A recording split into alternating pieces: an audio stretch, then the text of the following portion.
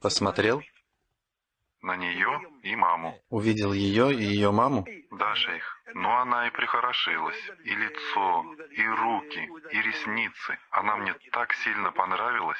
Ну, Хорошо. я и решился. Красивая, думаю. Заплатил ей махар, забрал ее. Ну и первую ночь. А как на утро проснулись, я ее не узнал. От ресниц ничего не осталось. И руки ее не те. И от волос даже половины нет. Никак не мог ее узнать. Получается, тебя обманули. Ну да, Пусть получается, Аллах обманули. смилуется над тобой. Я думаю, кто это? Только по голосу потом понял. Хорошо.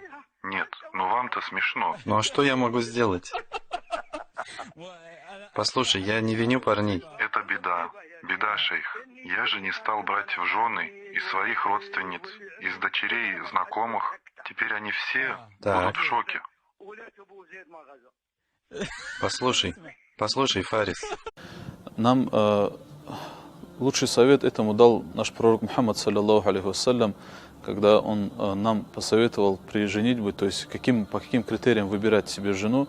Он нам сказал, что тулькахуль мар'ату, что женится на женщине из-за 4 ее качеств.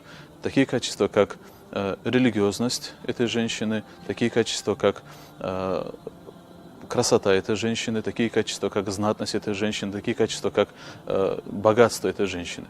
И пророк, саллиллаху алейхи вассалям, не останавливается на этом и говорит, что ты выбери для себя именно религиозность, фадфар бидати дин, то есть ты выбери религиозность, тарибат ядак, что ты обретешь успех, если ты именно религиозность ее выберешь.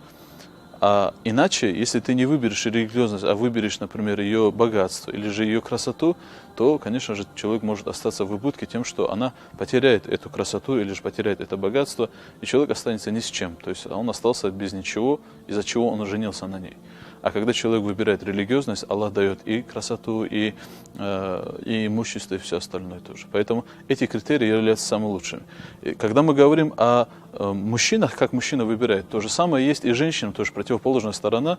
И есть другой хадис пророка, саллиллаху алейхи вассалям, где пророк саллаллаху говорит, когда к вам придет человек, чьей религией и нравственностью вы согласны и довольны, то вы отдайте свою дочь ему в жены.